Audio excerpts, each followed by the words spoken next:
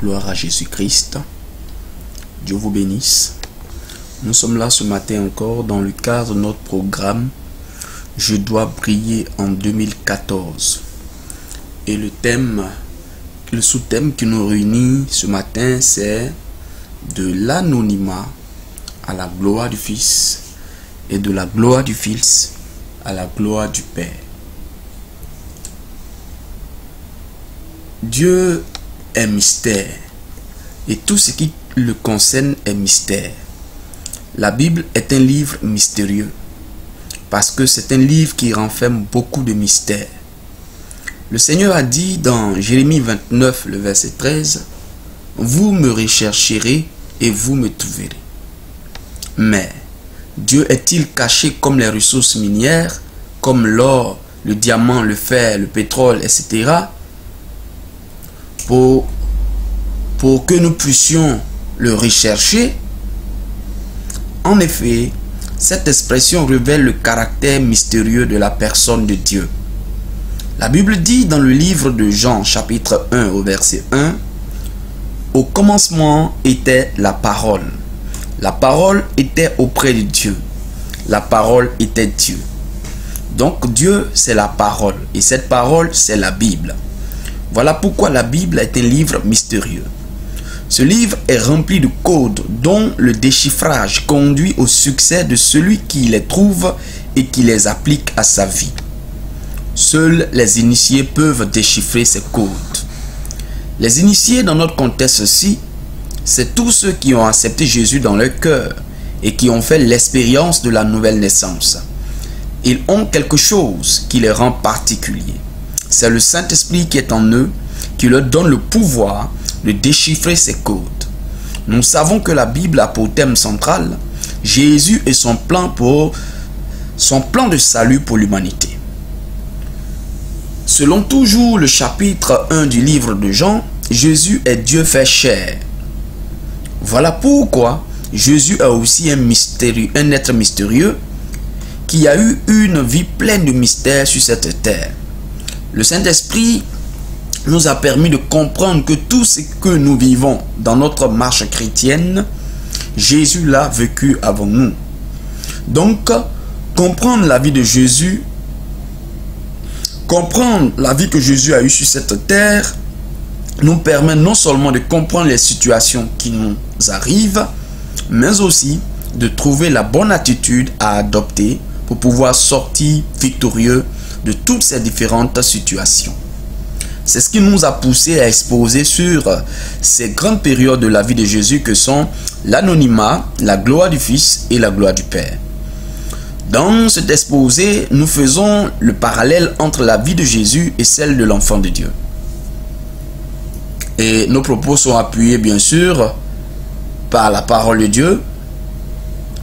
Et notre objectif, c'est que le chrétien qui entend et qui écoute ces paroles puisse découvrir les secrets qui puissent lui permettre de briller dans ce monde et d'être lui-même une bénédiction pour les autres. Gloire à Jésus-Christ de Nazareth. Donc voici le contexte dans lequel nous nous trouvons, plus ou moins ce qui nous a poussé à parler de ce thème-là. La vie de Jésus est pleine de mystères. Il est bon pour nous de découvrir ces différents mystères parce que chaque aspect de la vie de Jésus-Christ correspond à un événement bien précis dans la vie de chacun de nous. Comme quoi, à travers toutes ses œuvres, Jésus a tracé un chemin pour nous. Un chemin par lequel nous devons tous passer si nous voulons connaître le même succès que lui. Connaître les mystères de la vie de Jésus nous permet de vivre une vie chrétienne pleine d'assurance et de victoire. À travers la vie de Jésus, nous allons comprendre ces trois grandes périodes de la vie de l'enfant de Dieu. 1. L'anonymat. 2. La gloire du Fils. 3. La gloire du Père. Jésus a fait 30 ans dans l'anonymat, 3 ans dans la gloire du Fils, 3 jours au séjour des morts et règne aujourd'hui dans la gloire du Père. Beaucoup de choses concernant Jésus-Christ sont associées au chiffre 3. Ce chiffre renferme un grand mystère. Ce chiffre représente la Trinité. Il est aussi le chiffre du Saint-Esprit, la troisième personne de la Trinité. Donc c'est le chiffre de Dieu, le chiffre de l'accomplissement. Nous remarquons que chaque fois que ce chiffre est utilisé dans la Bible, il y a toujours accomplissement. Nous pouvons citer les exemples suivants. Par 3 fois dans son dernier discours aux apôtres, Jésus prie pour qu'ils soient un comme lui et le Père sont un. Nous trouvons cela dans Jean chapitre 17, le verset 11 à 23. Par 3 fois dans les évangiles, le Père rend témoignage au Fils lors de son baptême au bord du Jourdain. Matthieu 3, verset 17. Par 3 fois dans les évangiles, Jésus-Christ ressuscite un mort. La fille de Jairus, Luc 8, 54. Le fils de la veuve de Naïm, Luc 7, 14. Et Lazare, Jean 11, 43. Par 3 fois, Jésus a été tenté dans le désert par le diable, Luc 4, 2. Par 3 fois dans les évangiles, Jésus annonce sa mort et sa résurrection. Nous savons que Joseph et Marie ont perdu Jésus lors de ses 12 ans pendant 3 jours, pour enfin le retrouver au temple, Luc 2, 46. Jésus a eu 3 ans de ministère. 3 personnes ont été crucifiées sur le calvaire, incluant Jésus, symbolisant les 3 manières d'accepter la croix. Jean chapitre 19, verset 18. Il faut aussi noter qu'il faut au moins 10 ans d'expérience dans le ministère à un leader pour acquérir la sagesse nécessaire pour conduire une œuvre spirituelle, c'est-à-dire l'Église. Jésus, lui, a fait 30 ans d'anonymat, donc 30 ans d'apprentissage, 30 ans de préparation. Cela fait alors 3 fois 10 ans. On pourrait donc dire que Jésus a pu acquérir dans cette période dite d'anonymat 3 fois plus d'expérience qu'un leader normal, avant même de commencer son ministère. Cela explique certainement pourquoi Jésus n'a pas eu besoin de beaucoup d'années pour réaliser ses objectifs. Cela nous montre aussi l'importance de cette période dite de l'anonymat dans la vie du ministre de l'Évangile et même du chrétien. Nous allons, à travers notre thème de ce matin, étudier ces différentes périodes, à savoir l'anonymat, la gloire du Fils et la gloire du Père de la vie de Jésus, et savoir à quoi ils correspondent dans la vie des enfants de Dieu. Donc, parlons de l'anonymat. L'anonymat, c'est l'état de ce qui est anonyme. Une personne anonyme est une personne dont on ne connaît pas le nom, dont on ne sait rien d'elle. Donc, la période de l'anonymat peut être perçue comme la période où l'on ignore la vision de Dieu pour sa vie. C'est aussi une période d'apprentissage, de formation et même de solitude pour l'enfant de Dieu. Généralement, quand nous vivons une telle période, vous remarquerez que rien en vous n'intéresse personne. Il peut même arriver que tout le monde vous rejette et vous calomnie, malgré votre bon comportement ou tout ce que vous faites pour maintenir de bonnes relations avec les autres. Mais la chose la plus importante à retenir, c'est que l'anonymat est la période que Dieu utilise pour nous former, nous instruire, nous préparer à relever de grands défis. Dans la période de l'anonymat, l'enfant de Dieu vit les événements suivants. 1. La naissance de Jésus. Lorsque nous prenons Matthieu chapitre 2, le verset 1, la Bible nous parle là de la naissance de Jésus-Christ. Et cette naissance de Jésus correspond aussi à quelque chose dans notre vie, c'est-à-dire notre naissance en Christ. Bien-aimés, lorsque l'on accepte Jésus dans notre cœur, on peut dire que cela correspond donc à la naissance de Jésus-Christ de Nazareth. Nous savons qu'après la naissance de Jésus, plusieurs événements se sont succédés dans sa vie. Dans la suite de notre message de ce jour, nous allons voir à quoi correspond ce genre d'événement dans la vie des chrétiens que nous sommes. Donc, deuxièmement, après la naissance de Jésus-Christ, le deuxième événement, c'est que les mages de l'Orient ont vu l'étoile de Jésus. Donc, les mages de l'Orient verront l'étoile de ton Jésus. Matthieu 2, verset 2. Ce qui correspond au fait que les prophètes de Dieu vont commencer à prophétiser sur ton avenir. C'est le moment où la destinée que les sorciers t'ont imposée est remplacée par la destinée de Dieu pour ta vie. De même qu'un décret a été pris par ces sorciers, faisant de toi un échec total, une honte, une pourriture. De même, ton Dieu prend aussi un décret pour annuler le décret de ces sorciers et changer cette vie d'échec et cet avenir incertain qu'ils t'ont imposé par une vie de victoire et un avenir glorieux. Et cela, dès que tu acceptes Jésus dans ta vie. Colossiens chapitre 2, le verset 14 nous dit que le Seigneur a, par son sacrifice à la croix, il a effacé le décret qui était contre nous.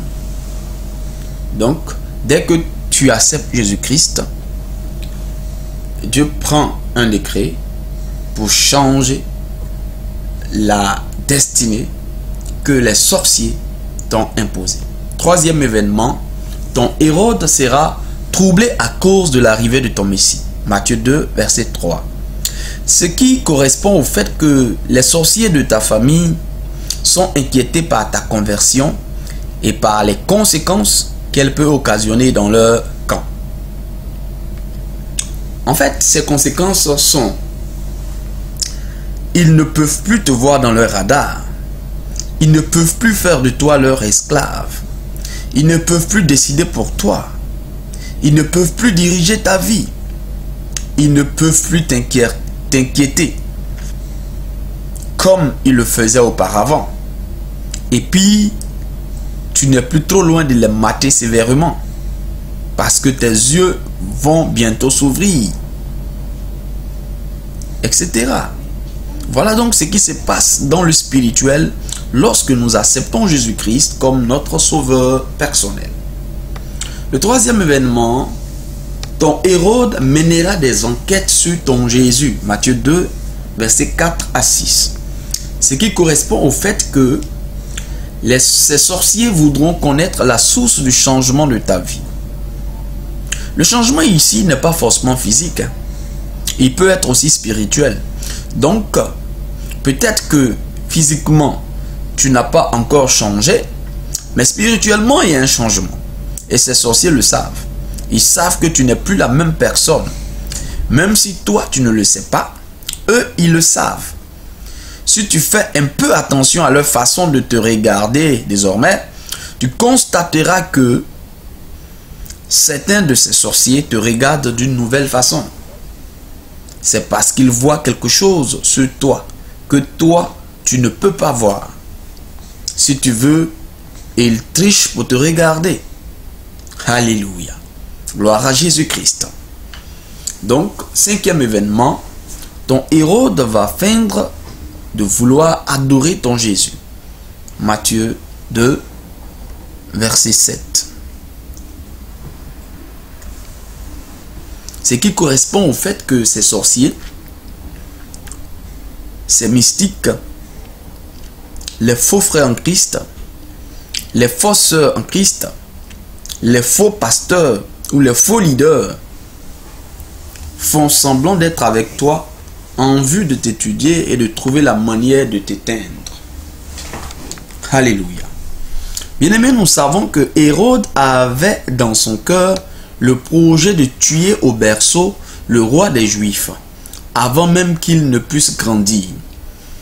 Donc ces personnes à double visage, que sont les faux pasteurs, les faux leaders, dans une telle situation, font semblant de t'apprécier en vue de trouver le moyen de tuer en toi le zèle que tu as pour servir le Seigneur.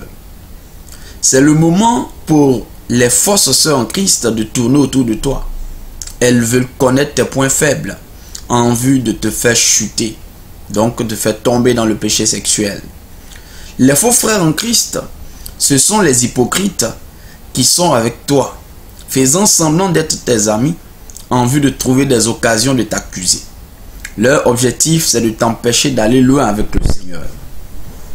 Les sorciers, quant à eux, ils envoient des gens en mission auprès de toi en vue de trouver le moyen de te faire tomber. Donc, voici plus ou moins ce qui se passe dans cette période-là. Ensuite, 6e événement, tes mages seront divinement avertis et ne retourneront plus auprès d'Hérode. Matthieu 2,12. Ce qui correspond au fait que le Saint-Esprit te révélera les projets de tes ennemis qui veulent se faire passer pour tes ennemis, pour tes amis, pardon. Mais non seulement ça, il te donnera aussi la conduite à tenir face à leur attitude. Bien-aimé, ce qui est intéressant pour le chrétien qui est dans un tel moment, c'est que Dieu lui révèle toujours les vraies intentions de ces hypocrites qui l'entourent. C'est donc le moment d'être vigilant et attentif. Sinon, tu vas te faire prendre comme un poisson par la maison. Malheureusement, beaucoup ne sont pas attentifs au Saint-Esprit à ces moments-là et tombent dans le piège de ces criminels spirituels. Voilà ce qui se passe à un tel moment. Le 7e événement. Ensuite, Dieu va ordonner à ton Jésus de fuir en Égypte pour se cacher. Matthieu 2, 13 à 14.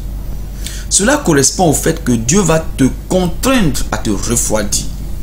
Une façon de te mettre en veilleuse. Cela peut signifier aussi le rétrograde pour ceux qui ne pourront pas comprendre le plan de Dieu pour leur vie. Alléluia. L'enfant de Dieu qui traverse une telle situation se sentira obligé de se cacher de tout le monde, de fuir même devant les sorciers.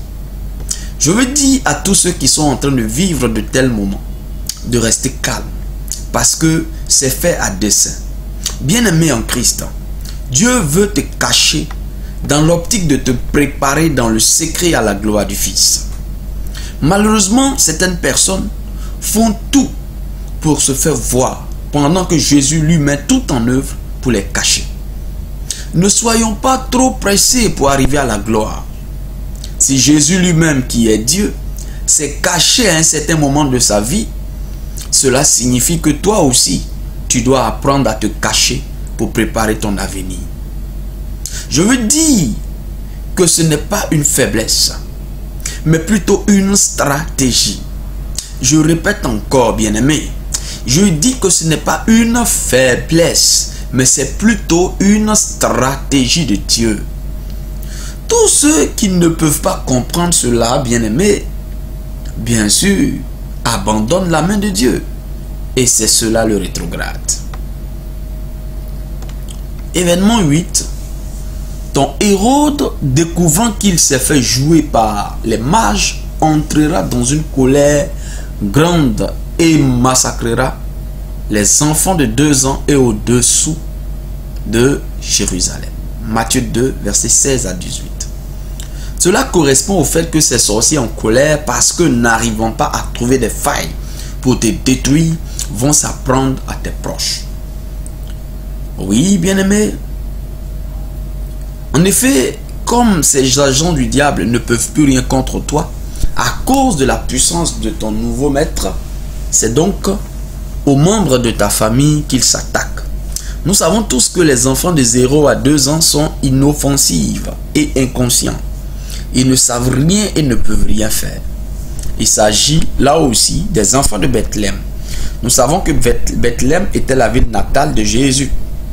Cela sous-entend tes proches, les membres de ta famille qui ne savent rien de ces sorciers, qui ne peuvent pas se défendre vis-à-vis des œuvres de la sorcellerie. C'est ceux-là qui devront payer le prix. Et cela sous le regard de ton Jésus qui n'ose pas lever le petit doigt comme s'il était incapable. Je dis bien comme s'il était incapable. Gloire à Jésus-Christ. C'est un peu comme si la puissance de ton Jésus ne pouvait que te protéger toi seul. Malgré les prières que tu élèves, ta famille continue d'être décimée par le diable. Ton foyer continue d'être décimé par le diable. Voilà ce qui se passe dans un tel moment. Événement 9. Après tout cela, ton Dieu avertira ton Jésus de la mort d'Hérode et lui ordonnera de retourner en Israël. Matthieu 2, versets 19 à 21. Cela correspond au fait que tes ennemis vont mourir physiquement ou tout simplement vont connaître la défaite et ton Dieu t'ordonnera maintenant de ne plus fuir devant les sorciers. Bien-aimé, revenir en Israël signifie ici que tu as maintenant la caution de Dieu pour affronter désormais ces sorciers de façon frontale, vis-à-vis, sans peur et sans crainte. Ton nouveau maître, c'est-à-dire Jésus, devient soudain capable. Aïe. Cela fait que tes ennemis commencent à avoir peur de toi. Si tu es un appelé de Dieu, tu commences à étonner les gens par la manifestation des dons spirituels en toi. L'Esprit de Dieu commence à te parler constamment. Les gens vont commencer à s'intéresser à toi et à ce que tu fais. Mais, j'ai dit bien mais, ne danse pas trop vite. Parce que tout cela annonce un moment d'épreuve. Dans peu de temps, toutes ces personnes qui s'intéressent à toi te lâcheront. Événement 10. Après la mort d'Hérode vient la période du silence de Dieu. Ton Jésus va disparaître pour un bon moment. Cela correspond à la période d'apprentissage. La période que Dieu utilise pour bâtir les fondements de ta vie. En général, c'est la période qui dure le plus. Jésus lui-même a connu ce moment, car il a fait 30 ans dans cette période du silence de Dieu. En effet, quand tu es dans une telle période, tu as l'impression que Dieu t'a abandonné. Mais il t'est difficile de l'affirmer, puisque même s'il ne semble pas répondre à tes demandes, son esprit lui reste constamment en contact avec toi. Le Saint-Esprit te parle d'une manière ou d'une autre. Il t'explique ce que tu vis, il te fortifie, il t'encourage. Tu as l'impression que Dieu crée des circonstances pour que tu sois seul, parce que personne ne t'écoute et personne ne te comprend. Souvent, on te rejette même dans cette période. Malgré que les hommes t'abandonnent, malgré que tu n'aies pas d'argent, malgré que tu n'aies pas de quoi te vêtir, malgré que tu sois méprisé, tu sens la joie de vivre. Parce que tu as la conviction dans ton cœur que ton Dieu est avec toi dans cette solitude.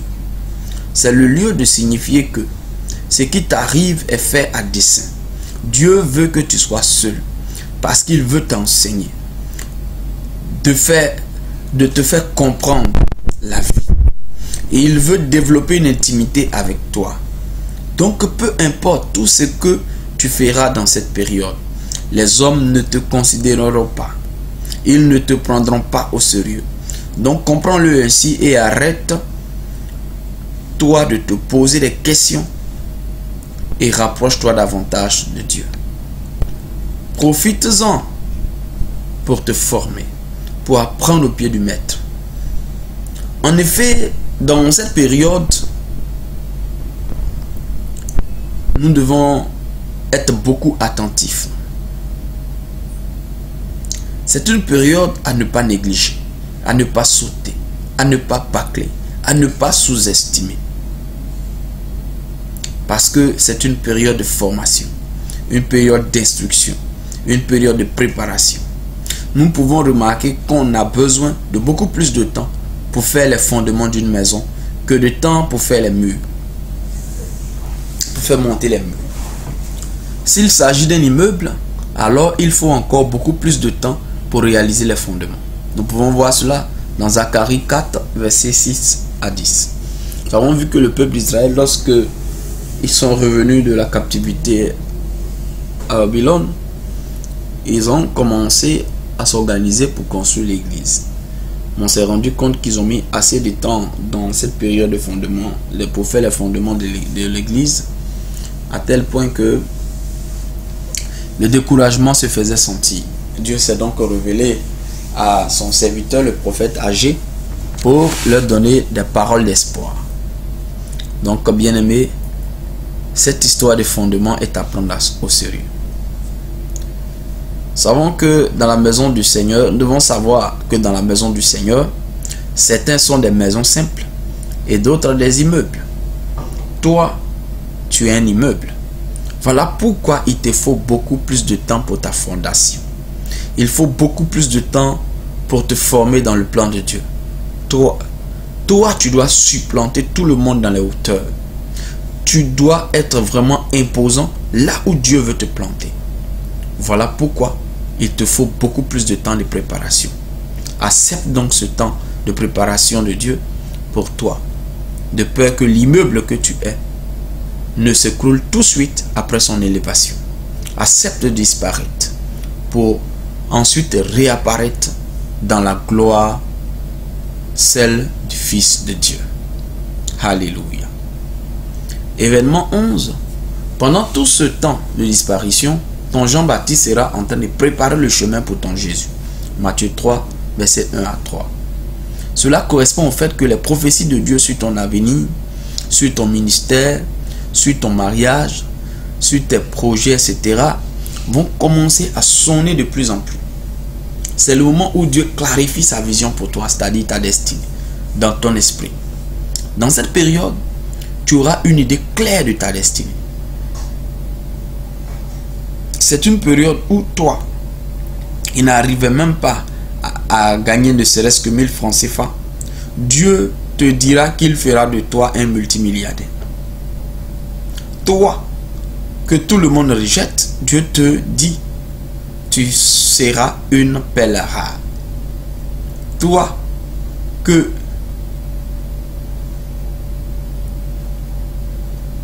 tout le monde rejette, tu seras une perle rare. Tu seras recherché de tous. Toi qui multiplies les échecs sentimentaux, ou toi que personne ne regarde, Dieu te dit que tu vas te marier. Toi qui ne peux même pas réunir 20 personnes autour de tes programmes de prière, Dieu te dit que tu vas prêcher dans les stades. Toi qui es accablé par la maladie, qui persiste malgré tes prières, Dieu te dit que tu opéreras des miracles de guérison. Dieu guérira beaucoup de malades par tes mains. Toi qui ne fais qu'échouer dans les affaires que tu réalises, Dieu te dit que tu seras un grand homme ou une grande femme d'affaires et que même tu seras une référence pour beaucoup de personnes dans les affaires. Toi que personne n'écoute, Dieu te dit que c'est toi qui vas réconcilier ta famille. Nous sommes tous d'accord que tout cela, c'est des paradoxes. C'est-à-dire contraire à la réalité. C'est ce qui se passe dans ce moment-là. Alléluia. Événement 12.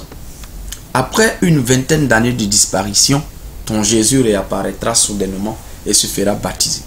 La colombe descendra sur lui. Cela correspond au fait que au moment où tu sentiras que tu as reçu la maturité et l'onction de Dieu nécessaire pour accomplir maintenant de grandes choses. Alléluia. Donc je dis que c'est le moment où tu vas sentir que tu as reçu la maturité et l'onction nécessaire pour accomplir maintenant de grandes choses. C'est la période où Dieu lui-même te donnera un signe pour que tu sortes de ta tanière et de commencer à faire le ministère autrement. Si tu es un pasteur, si tu es un laïc, tu sentiras maintenant que le moment est venu pour toi de réaliser certains projets que tu avais mis en stand-by. Tu vas commencer à réaliser des choses que tu trouvais impossibles pour toi. c'est un peu comme si tout devenait facile pour toi. Voilà ce que l'on ressent à ce moment-là. La voix, événement 13, la voix de Dieu va sonner au sujet de ton Jésus. Cela correspond au fait que la voix de Dieu se fera entendre à ton propre sujet pour annoncer que tu vas maintenant entrer dans la gloire du Fils de Dieu. C'est le moment où les prophètes commencent à parler de ton avenir, de tes futurs exploits avec Jésus. C'est le moment où le Seigneur, de façon répétée, va te montrer des visions sur la vie d'élévation et d'abondance qu'il te réserve. Cela veut dire que la formation est finie. Il a fini de placer les fondements. Mais tu ne rentreras pas automatiquement dans la gloire du Fils. Tu vas d'abord passer ton test. Parce qu'il te faut un diplôme pour entrer dans cette période d'élévation qu'est la gloire du Fils. Événement 14. En effet, chaque fois que Dieu t'annonce une gloire prochaine, attends-toi à une épreuve immédiate. À chaque niveau de gloire correspond toujours une épreuve. Donc ton Jésus sera emmené par l'Esprit dans le désert pour juste 40 petits jours. Matthieu 4, versets 1 à 11. Cela correspond au fait que tu vas vivre ce qu'on appelle le contraire de la prophétie. Mais rassure-toi, ce temps ne sera pas aussi long que celui pour poser les fondements de ton avenir. Ce sera juste pour se rassurer que tu es vraiment prêt pour entrer dans la gloire du Fils. Quand on parle de contraire de la prophétie, on veut dire que tu vas vivre des choses carrément opposées à ce que Dieu t'a promis. C'est le moment où Satan a l'autorisation de te tenter. Quand tu es dans un tel moment, tu as envie de prendre des raccourcis pour arriver à la période de la gloire du Fils. La différence entre cette période-ci et celle pour poser les fondements, c'est que tu n'entends plus la voix du Saint-Esprit. Bien qu'il soit toujours avec toi, il ne parle plus. Tu es donc seul face à ton destin. C'est le moment de mettre en pratique tout ce que tu as appris dans cette période d'apprentissage, de construction de fondements. Vous savez que lorsque le professeur vous donne l'enseignement, il parle et vous pouvez même communiquer avec lui. Mais quand vient le moment de l'interrogation ou du devoir, vous êtes seul face à vos feuilles. Le professeur est encore présent, mais ne dit plus rien. C'est pareil lorsque tu vis dans cette période de contraire de la prophétie. Bien que tu n'entendes plus la voix du Saint-Esprit, il est quand même là avec toi. Tu n'es donc pas seul. Dans cette période, tu es incompris des hommes. Tes actions sont chaque fois mal interprétées. Ta dignité, ton honneur est mis en mal. Si tu ne peux pas comprendre ce que Dieu est en train de faire dans ta vie, tu vas vouloir justifier tes actions et tes attitudes. Malheureusement, c'est là même que tu vas te rendre compte que plus tu te justifies, plus tu aggraves la situation. Tu vas comprendre par la suite que l'idéal est de se taire. Tais-toi donc et laisse Dieu te justifier au moment opportun. La Bible dit que c'est Dieu seul qui va nous justifier, nous tous. L'autre chose, c'est que ton Jésus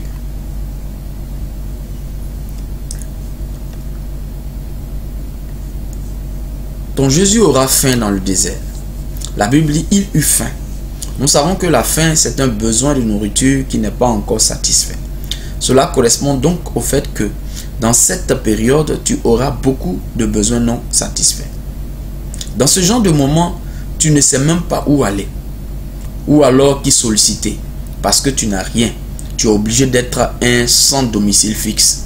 Ou d'être un salonnier. Donc dormir au salon des gens. Ou encore, tu es dans une maison dont tu ne peux pas payer le loyer. Tu ne peux pas payer la scolarité de tes enfants. Ou encore, tu es un leader d'église qui ne voit pas l'église avancer malgré tous les efforts qu'il fait. Quand tu passes, on te montre du doigt en disant, voici le pasteur là. Imaginez vous-même toutes les méchancetés qui suivent cette expression. Ton âge avance vers la ménopause et personne pour t'épouser. La maladie s'aggrave de plus en plus et aucun traitement, aucune prière n'est efficace pour l'arrêter. Tu es marié, mais depuis plusieurs années, pas d'enfant. Aucune entreprise ne veut t'embaucher, malgré tous ces grands diplômes. Tu pries pour des gens qui sont bénis et ils t'oublient. Certains même ont pu se retrouver en Europe à la suite de ton intercession. Mais ils t'ont oublié. Pourtant, ils ont promis même de te faire partir, de t'envoyer l'argent pour construire ton église. Ils reviennent au pays pour réaliser de grandes affaires, mais ils se cachent de toi. C'est à ce moment-là que Satan viendra tenter ton Jésus. Cela correspond au fait que le diable t'envoie toutes sortes de pensées dans la tête. Il va te faire des propositions de raccourcis du genre. Tu peux voler pour t'en sortir. Tu peux mentir. Tu peux, même si tu veux, détourner de l'argent des gens. Tu peux coucher avec cette vieille femme pour qu'elle t'entretienne. Tu peux coucher avec cet homme marié. Il va te sortir de la misère. Tu peux faire recours au fétichisme, au mysticisme, à la magie, à toutes sortes de trafics. Tu peux vendre la drogue.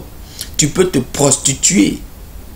Voici autant de propositions, de raccourcis que le diable te fait dans ce moment-là. La suite de ta vie dépendra de comment tu réagiras face à toutes ces propositions. Tu dois faire comme Jésus, qui a aussi et déjà été tenté par le diable dans le désert. Jésus a refusé les propositions du diable en lui présentant la parole de Dieu. Toi aussi, refoule toutes ces pensées diaboliques avec la parole de Dieu dans ton esprit. C'est certain que si tu prends ces raccourcis, c'est-à-dire si tu acceptes les propositions du diable, tu arriveras vite à la période de gloire du Fils. Mais sois-en sûr que tu payeras les conséquences plus tard. Parce que Satan ne donne jamais rien cadeau. Tu dois savoir quand la période de la gloire du Fils est celle du Père, il y a la période de la mort qui est une autre forme d'épreuve qui en réalité est de courte durée, 3 jours pour Jésus. Dieu fera en sorte que tu rattrapes toutes les étapes que tu as sautées dans la période de l'anonymat. Avec Dieu, rien ne se perd, tout se rattrape. C'est la seule formation avec laquelle on ne peut pas tricher. Cette période de la mort sera plus longue pour toi qui a pris les raccourcis. C'est en fait une opportunité que Dieu te donnera pour te rattraper. Mais malheureusement, certaines personnes trouvent là encore le moyen de prendre des raccourcis. Maintenant, si tu n'as pas triché, si tu n'as pas pris de raccourcis et que tu réussis le test, alors tu seras admis pour la période de la gloire du Fils. Que Dieu vous bénisse. C'est là que s'arrête la première partie de notre séminaire. Dieu vous bénisse et que tout ce que vous avez entendu puisse vous aider. Donc nous allons marquer une petite pause. Nous reviendrons pour continuer la deuxième partie de notre message, la gloire du Fils. Que Dieu nous bénisse.